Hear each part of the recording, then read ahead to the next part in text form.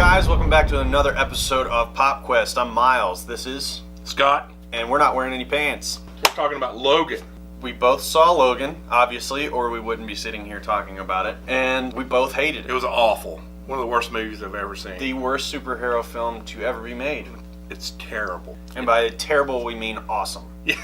Yes, it's a gritty, fun, not for kids. No, this is definitely not for kids. And we saw this together, and the entire time there was a kid running around in the auditorium. And I thought I was going to have to go smack a parent. You needed to go Logan on them, actually. It was it was a toddler, and no one got up. Now, to show you how good of a film this is and how on the edge of the seat people were, this kid was running around screaming at the top of its lungs, and no one was willing to get up and leave the auditorium. Except for you. No, I shot a text. Yeah. I was like, fix this problem. Yeah. Besides that, it has a Western feel to it. I would say it's like post-apocalyptic. Yeah. So they kind of set the stage. They put us in the year 2029, and a lot of crazy stuff has happened. Xavier's kind of been isolated and taken away from everything and everyone. So, No, I mean, we're going to spoil the crap out yeah. of it. So, yeah. Sorry, I didn't mean to interrupt you. No, you're fine. But this is kind of setting the stage here. I mean, it's not really giving anything away. Logan is taking care of him, and what's his name is there? Caliban. And he's also kind of a caregiver, I guess you could say. Yeah, he's a mutant hunter and caregiver, basically, that has switched sides. Played by Stephen Merchant. Yeah, and you did Which I love. a great Stephen job. Merchant. Yeah. And, you know, honestly, everybody's performance in this movie was freaking fantastic. Yeah. It's nice to see superhero movies as they progress to the point where they actually take the acting seriously more and more as it goes along. Because, you know, when you start out, you watch Daredevil and you kind of go, this is bad. There's some bad acting going on in this. Yeah, but it gets better all the time. I think they choose the right actors, but there's really only about 4 or 5 characters in this movie that you have to care about anyway. So, But you got Logan, who basically his powers are waning. Obviously, something happened to them which they just allude to in the past, like at least a year back, because Professor X is having seizures and he can't control that. So Logan's working as a limousine driver, Which was great. And Yeah. if anything, that was like a social kind of like statement there. Yeah. He's driving, I mean, these guys are in the back of this limousine screaming America. Yeah. I mean, and I'm guessing they're in Mexico, or they... Well, they look like they're living in Mexico, but he crosses the border to go to, I guess, Las Vegas or something like that. I don't know, they didn't go into detail of that, but, you know, it's just funny seeing kind of Logan living this normal, weird life. He's kind of just stayed in the background, and then he gets jumped. Oh man, he wakes up in his limo. He gets out, and these guys are like trying to take his rims, and he's like, "Guys, you don't want to do this. You're gonna strip the lugs; they're chrome."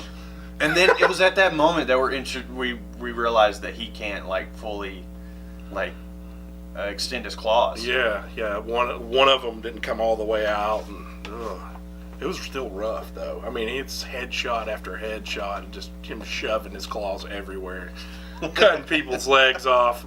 I was like, "Yay, Wolverine! Finally!" You know, This was Wolverine at his finest for sure. so violent.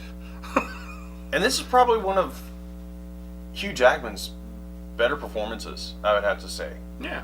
And one thing that you kept saying over and over and over again is that you felt his pain. Oh, yeah. He's limping. He's just scarred up. He's just not happy with life in general. He's a big old curmudgeon. So as it goes on, we're introduced to this woman who's trying to pay Logan to take her somewhere, and all that builds up, and we come to find out that this little girl is actually his daughter. Yeah. Womp, womp, womp. X-23. Yes, X-23 Laura, where she's been cloned basically. Not even cloned, she's just been given DNA, I guess. And that is something they kind of just brushed over. Yeah, they're It's like, it's scientific. Yeah. We're making new mutants because apparently mutants have been it sounded like 10 years or more. So Yeah. it's been a while. so like they've all been no like new mutants. gone, and Yeah. then they've been creating mutants to use them as weapons for the military. And she's rough. I mean, she doesn't Oh, talk, and she's very ferocious. Yeah, and I was paying attention. I was looking at the cover of this.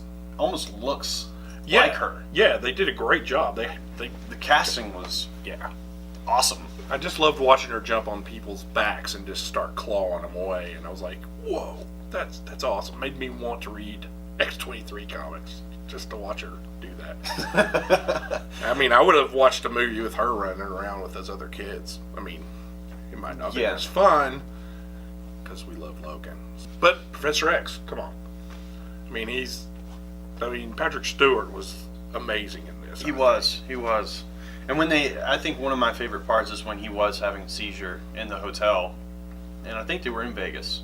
Yeah, they were in Vegas, I'm pretty sure. And it's like everything freezes, and Logan's the only one that can really push through it and suffer through the pain. And this is a guy standing at the door with a rifle, and he comes up, and he's just like, he locks eyes, and he's like, oh crap, oh crap. And he can't move. And he can't move, and Logan just goes, no, and just like straight through his head. I mean, and each one after that was just awesome. It was probably one of my favorite scenes. They did a great job of any time that claws went into somebody in this movie. It made me very happy as a nerd.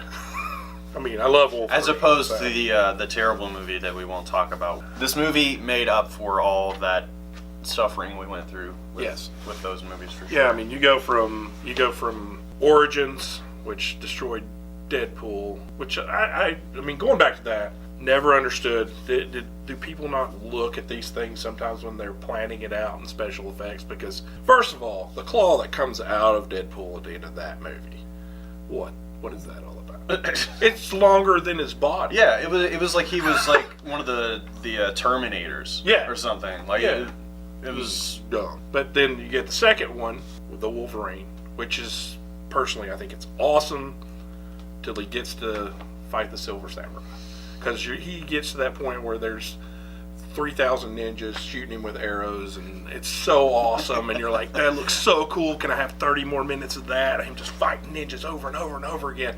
No, then he has to fight a big giant robot dude. Right, and that was also something else that we were talking about, how as opposed to every other superhero film out there isn't a big boss at the end like a video game or something. Thank God. In this, it ends on.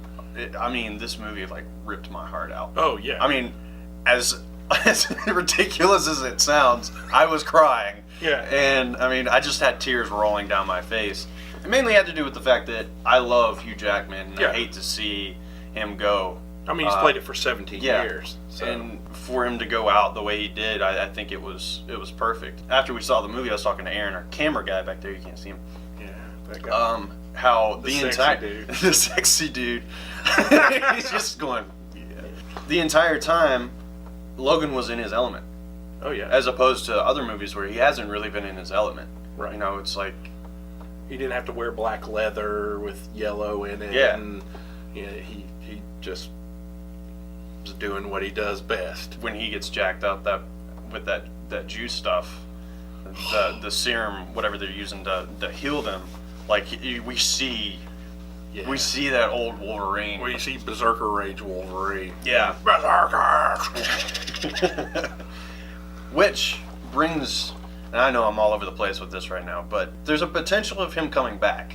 Oh yeah, anytime with Wolverine. I mean, he did have kind of like, that was a pretty bad wound there, the whole like your freaking tree. Yeah, but he heals from everything, and even with the slow healing factor, he's gonna come back. Yeah. I mean, he could. There's a way out every time in comic book movies, but I don't think that's gonna happen. This is before that. Yeah, because we did get the year 2029 thrown out there. Yeah. That is the time. We got a lot of time period where you could fill it in.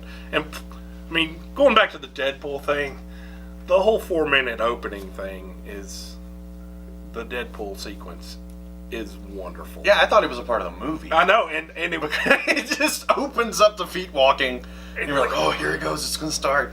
and then you're like, holy crap, this is Deadpool, and you're thinking, what did he say to Stan Lee? He was like, zip it, Stan Lee. That's awesome. Yeah. I mean, we get a Stan Lee cameo in a teaser trailer for a movie that didn't come out till next year, I think. Yeah. But and come on, he's making fun of Superman changing in the phone booth, and then makes fun of the phone booth because he's like, well, who has phone booths anymore? I can't tell you the last time I saw a phone Yeah. booth. You know what? That's perfect for that to be there before Logan, because you're not going into a happy movie. No. Because it's like, Not here's at all. the last bit of levity you're going to really have until... it's a very emotional movie, actually, for a superhero movie. I don't even want to call it a superhero movie. I mean, because it's kind of a crime movie. It's kind of a western-y feel to it. It's where he just happens to be a mutant. And you got Professor X.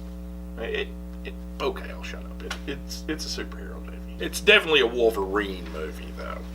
It's like the stuff he does on the side, where you're like, oh, because he's on 45 different teams. He's in the Avengers and X-Men and the other X-Men, and then he's out running around doing stuff for other people. All right, diving into the emotional side of it and just Logan's overall arc through this movie.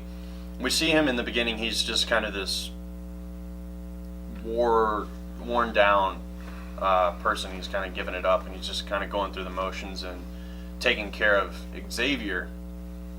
And as it progresses, it's almost in a way we see the old Logan, but worn out.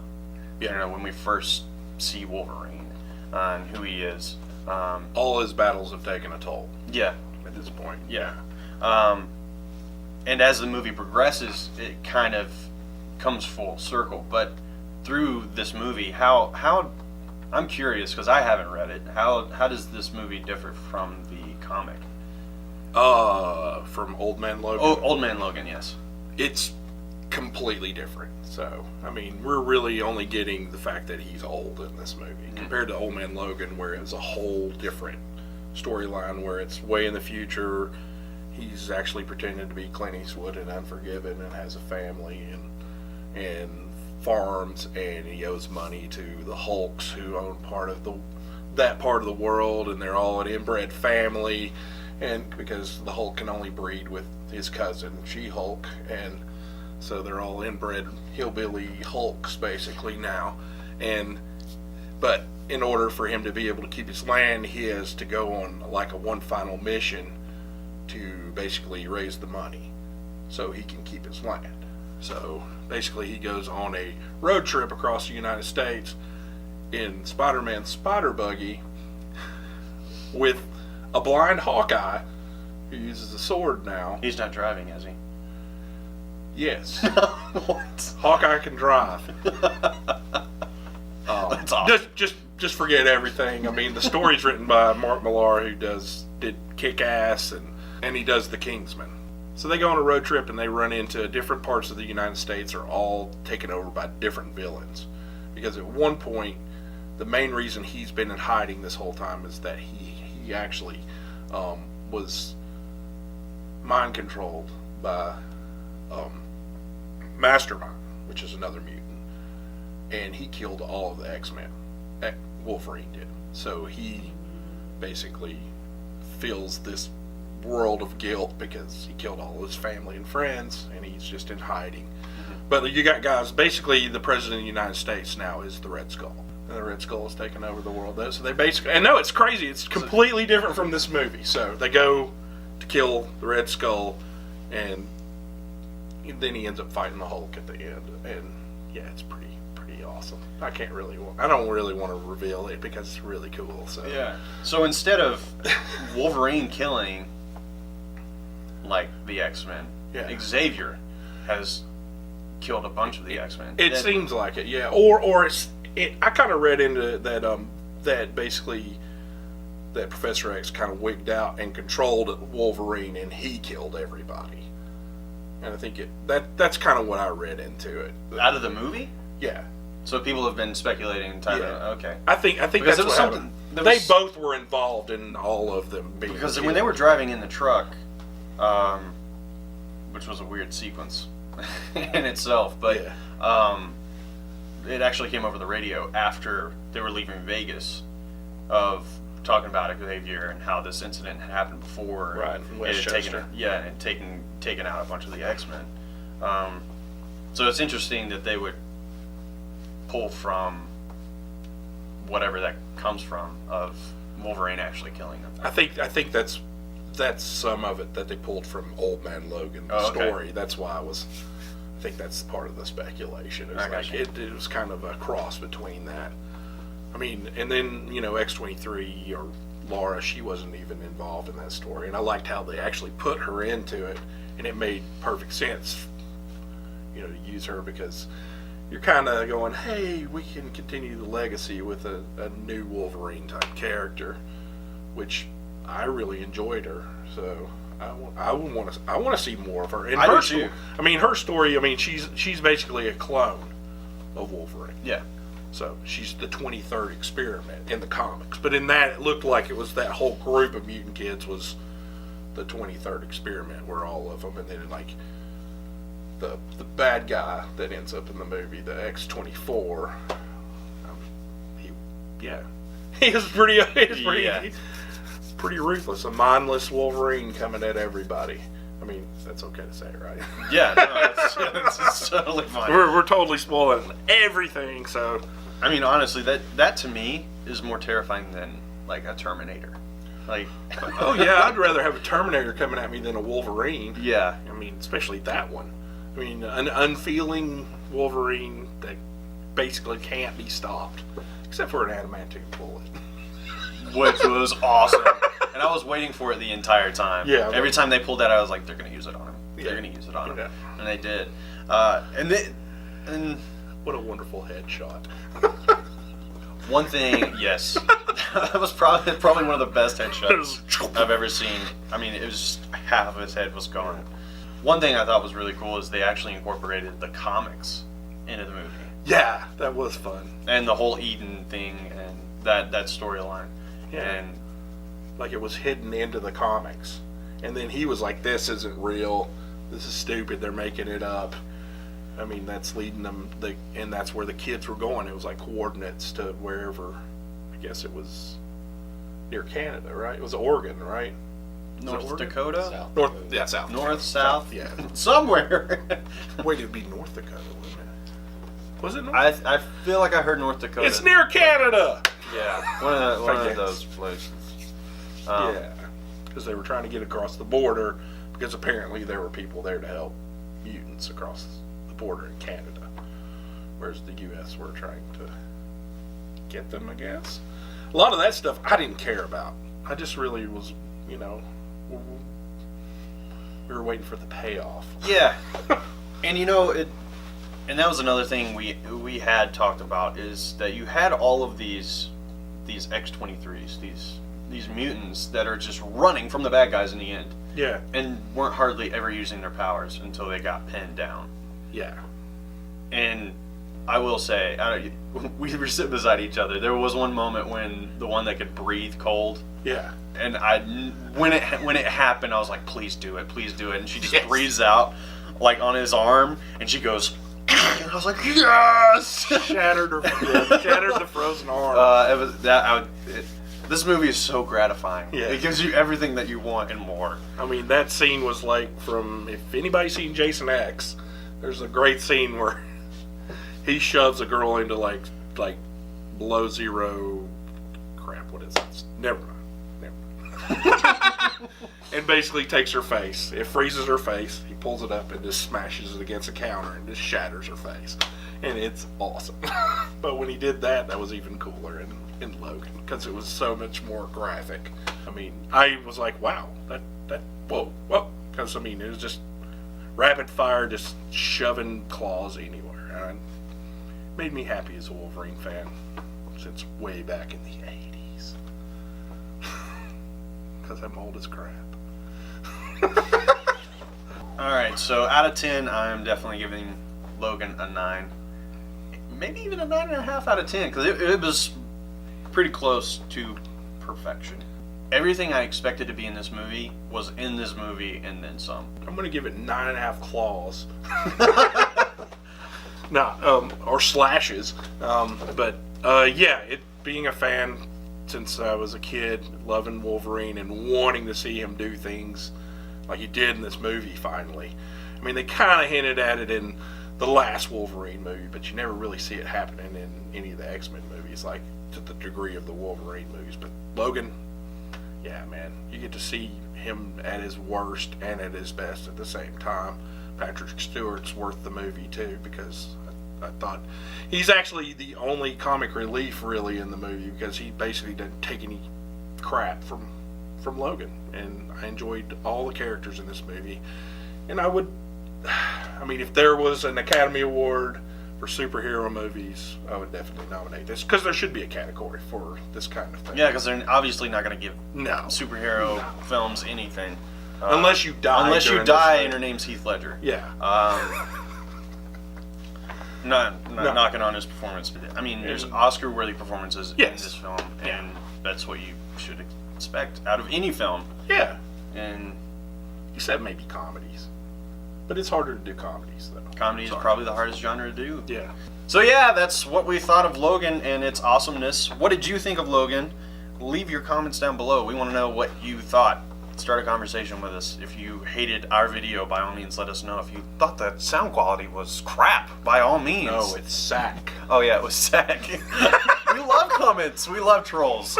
So let us know in the comments down below. I feel like we're missing something. Yeah. I feel like I should be mentioning a place like Pastimes. Yeah. Don't you work in a comic store named? I do. I kind of co-own it. It's awesome. It's called Pastimes in North Asheville, Woodfin area. Yeah. Come see us. So come down here, check the store out. There's awesome stuff in here. You can purchase things like these and you be can in the find know. out about Wolverine. Yeah, and know more than your friends. And Yeah. you can be like, you suck. Yeah, you didn't know about that, and I do. Plus, we're here, so I drop in on occasion sometimes and hang out. He'll sign autographs. I don't know why you would want it, but sure. So yeah, leave a comment down below. Like this video by all means, and share it with your friends. And if you're like, these guys suck, share it. Share the suck. Be sure to hit the subscribe button so you don't miss a single video. Yeah. Later.